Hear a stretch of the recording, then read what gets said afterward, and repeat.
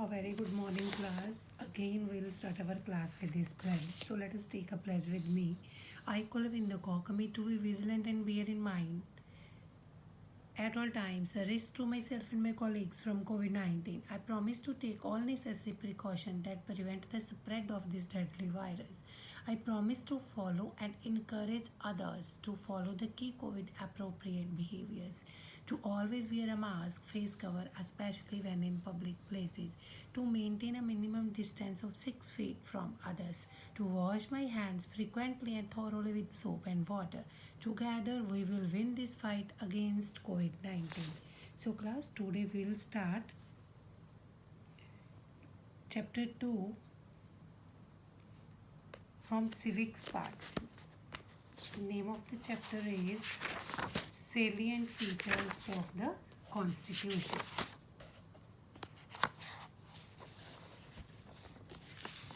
The salient features of our Constitution.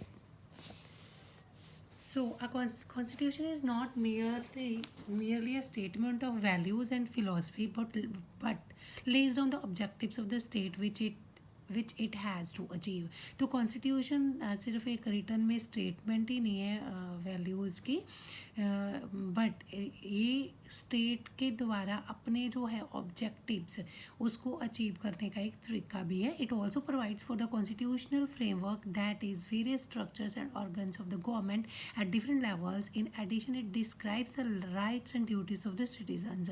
तो constitution में हमारी गवर्नमेंट कैसे रन करेगी, कैसे चलेगी, ये इसका सारा स्ट्रक्चर बना हुआ है कि गवर्नमेंट के कौन कौन से ऑर्गन्स हो गए और कौन सा ऑर्गन क्या काम करेगा.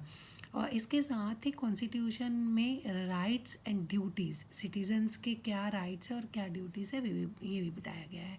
It is therefore considered to be the basic for the governments therefore considered to be the basis for the governance of the country, both in terms of goals and objectives as also their structure and functions. The Constitution of India has many distinctive features of its own. तो constitution of India में एक country के क्या goals objectives होने चाहिए, ये क्या functions होने चाहिए, कैसा स्ट्रक्चर होना चाहिए, ये सारा बताया गया है. और कॉन्स्टिट्यूशन के कुछ नीचे फीचर्स दिए गए हैं. फर्स्ट है सिंगल सिटीजनशिप.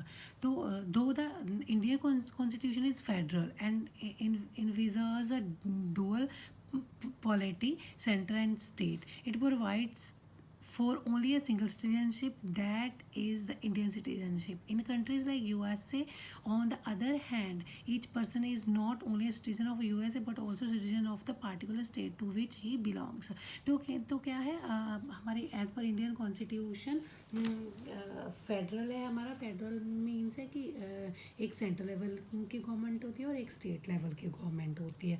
बट जो सिटीजन्स होते हैं उन्हें सिंगल सिटीजनशिप मिलती है, वहाँ के यहाँ वो रह रहे होते हैं. जैसे और कंट्रीज़ है, USA है, उसमें क्या है कि डुअल सिटीजनशिप है. डुअल सिटीजन का मीन्स क्या है कि सिटीज़न को एक तो USA की सिटीज़न भी मिलती है और उस स्टेट की सिटीजनशिप भी मिलती है, यहाँ वो सिटीज़न रह रहा होता है. Thus, he owes allegiance to both and enjoy dual sets of rights, one confirmed by the national government and another by the state government. तो वो क्या है, दोनों के राइट्स एंजॉय करता है, स्टेट लेवल के भी और नेशनल गवर्नमेंट के भी. तो recently government of India has decided to grant overseas citizenship of India, but such citizens doesn't enjoy voting and other constitutional rights. तो recently जो government of India है near about in the year 2005, तो इसने overseas citizenship भी दिया है India को. इसे शॉर्टकट में OCI भी बोलते हैं. OCI card holder, OCI citizens वो होते हैं जो कॉन्स्टिट्यूशन मेकिंग के टाइम हमारे इंडिया में रह रहे थे वो, जब उनके बच्चे ये सारे ओवरसीज सिटीजनशिप में आते हैं, विदेशी नागरिकता में आते हैं, और ये but such citizens don't enjoy voting and other constitutional rights. इन्हें कुछ राइट्स मिले भी हुए हैं, स्पेशल राइट्स, बट ये अपनी वोट, ये जो सिटीज़न है OCI सिटीजन्स हैं, वो वोट नहीं डाल सकते, और इन इसे कॉन्स्टिट्यूशनल राइट्स नहीं मिले हुए। Next, welfare state. Welfare state क्या होती है? India has adopted the ideal of the welfare state and is fully committed to the realization. तो इंडिया एक वेलफेयर स्टेट है, और इसको अपनी वेलफेयर स्टेट को ये काम करने के लिए पूरी तरह से कमिटेड है। वेलफेयर स्टेट है क्या? Welfare state is a concept of government in which the state plays a key role in the protection and promotion of economic and social wellbeing of its citizen. तो government का वो concept है जिसमें ये surety करता है अपने citizens की प्रोटेक्शन की एंड प्रमोशन की, इकोनॉमिकली एंड सोशल वेलबींग अपने सिटीजन्स की। अ welfare state is based on the principles of social, economic and political equality. तो these are three principles of welfare state. Social equality, the fundamental rights contained in part 3 include the prohibition of discrimination on grounds of religion, caste, sex or place of birth, and this applies not only to action on the part of the state but also in regard to access to shops, restaurants, hotels and places of public entertainment, the use of wells, tank, bathing gardens and so forth. Right against exploitation, protect children and young persons against abuse, exploitation and neglect.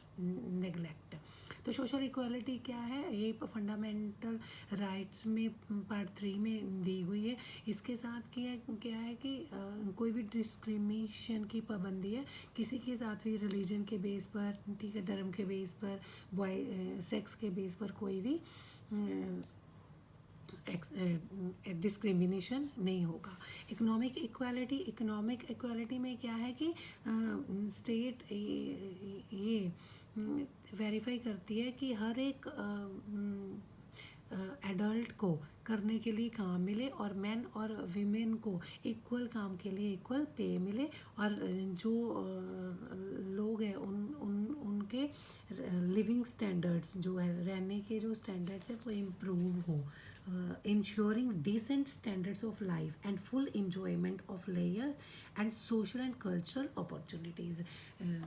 All these things considered in the economic equality. Next we have a political equality. In India, all citizens, irrespective of state in which they are born or reside, enjoy the same political and civil rights, and no discrimination is made between them. Political equality includes. तो political equality में क्या है कि citizens वो किसी भी state में हो, कहीं भी उनका बॉर्न हुआ हो, ठीक है, कहीं भी रह रहे हो, वो political rights and civil rights enjoy करेगा विदाउट एनी डिस्क्रिमिनेशन, किसी भी भेदभाव के बिना।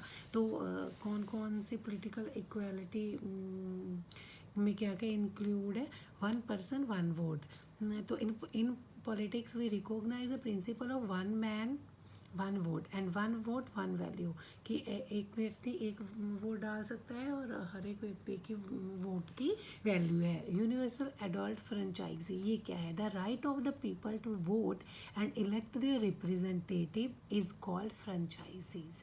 तो क्या है कि वो राइट जिसके लिए जब किसी पर्सन की एज 18 ईयर से ज़्यादा हो जाती है तो वो अपनी पसंद के रिप्रेजेंटेटिव को वोट डाल सकता है, that is called franchises. The word franchisee is derived from the French word franc, which means free. It means free exercise of the right to choose one's representative. Next, equality in terms of forming political association, expressing political views, तो कोई भी political association बना सकता है और अपने views को express कर सकता है, पॉलिटिकल व्यूज़ को भी। Equal rights to get represent represented equal, सबको अपने रिप्रेजेंटेशन के लिए इक्वल राइट्स मिले हुए हैं. Equality in contesting elections and holding public offices. Some seats are reserved for under privileged like women, SC ST to provide them sufficient representation. तो contest election में भाग लेने के लिए और होल्डिंग पब्लिक ऑफिस होल्ड करने के लिए सबको इक्वल राइट्स है, ठीक है. बट कुछ केसेस में कुछ सीट्स रिजर्व है. No special privilege to a few to rule, for example democratic government. तो कोई स्पेशल प्रिविलेज कुछ खास लोगों को कोई स्पेशल अधिकार नहीं मिला हुआ. Next we have fundamental rights. Rights are those essential conditions of life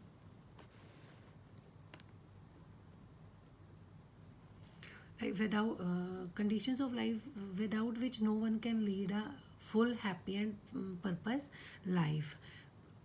तो राइट्स वो ज़रूरत है जिसके बिना हमारी लाइफ है जो वो हम खुशी से व्यक्त नहीं कर सकते, ठीक है, हैप्पी नहीं रह सकते. Rights are necessary for the very sustenance of a democracy. तो राइट्स बहुत ज़रूरी है डेमोक्रेसी को बरकरार रखने के लिए. In a democracy every citizen has to have the right to vote and the right to elected the government.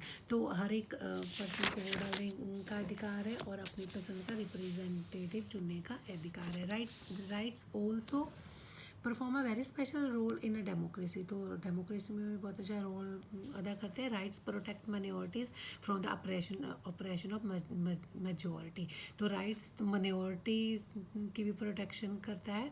They ensure that the majority can't whatever it likes. ये ensure करता है, rights ensure करते हैं कि ये ना हो कि जो बहुत गिनती में जो लोग हैं वो कम लोगों को तंग करे, अपनी ही चलाए. Rights are granted which can be used when things go wrong. तो राइट्स हमारे ग्रंटी है हमारे राइट्स की कि जब गलत हो रहा है उसको कैसे ठीक करना है. The government should protect the citizens right in such a situation. तो जब कोई प्रॉब्लम होती है तो जब भी राइट्स छीने जाते हैं तो गवर्नमेंट सिटीजन्स के राइट्स की प्रोटेक्शन करता है. But sometimes elected government may not protect or may even attack the rights of their own citizens. But कभी कभी होता है जो elected government होती है वो protect तो क्या करना खुद जो इंडियन सिटीजन्स हैं उनके राइट्स पर अटैक करती है. That is why some rights need to be placed higher than the government so that the government can not violate them. तो इसीलिए कुछ ऐसे राइट है जिनको गवर्नमेंट से ऊपर रखा गया है ताकि गवर्नमेंट अपने लोगों के साथ बुरा ना करे. In most democracies the basic rights of the citizen are written down in the constitution. तो सारे डेमोक्रेटिक जो कंट्रीज़ हैं उनके जो राइट्स हैं वो कॉन्स्टिट्यूशन में लिखे गए हैं. Next we have a fundamental rights. The fundamental duties is a novel Fundamental duties is a novel feature of the Indian Constitution. Novel feature Indian Constitution का fundamental duties. Originally, the Constitution of India didn't contain these duties.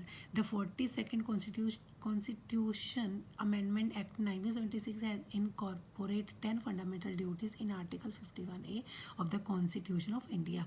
तो 1976 में fundamental duties Article 51 में Constitution of India में डाले गए हैं. The 86th Constitution Amendment Act 2002 has added one more fundamental duty in Article 50A of the Constitution of India.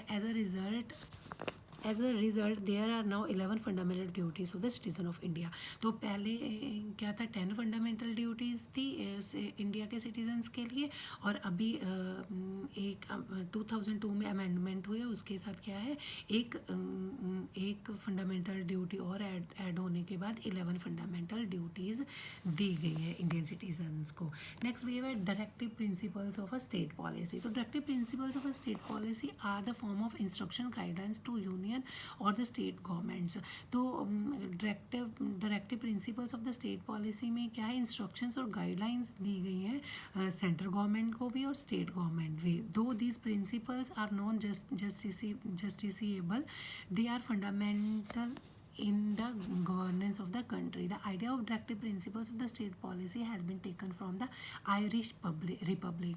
तो Irish Republic से ये हमें directive principles हमने adopt किया है. They were incorporated in our constitution in order to provide economic justice and to avoid concentration of wealth in the hands of a few peoples. तो ये directive principles भी हमारे कॉन्स्टिट्यूशन में add किए गए हैं ताकि जो वेल्थ है, जो इकोनॉमिक जस्टिस है, वो कुछ लोगों तक ही ना रह जाए. Therefore no government can afford to ignore them. तो गवर्नमेंट इन जो अब जब भी गवर्नमेंट ने कोई पॉलिसी बनानी होती है तो वो इनको इग्नोर नहीं कर सकता. Directive principles of a state के अकॉर्डिंग जब भी कोई गवर्नमेंट पॉलिसी बनाती है तो directive principles of state policy के अंडर वो लोग तो वो इंडियन सिटीजन्स के फ्रीडम को स्पेशल वैल्यू देगी. किसी भी तरह से इंडियन सिटीजन्स की फ्रीडम, सेकुलरिज्म वो हर्ट नहीं होना चाहिए.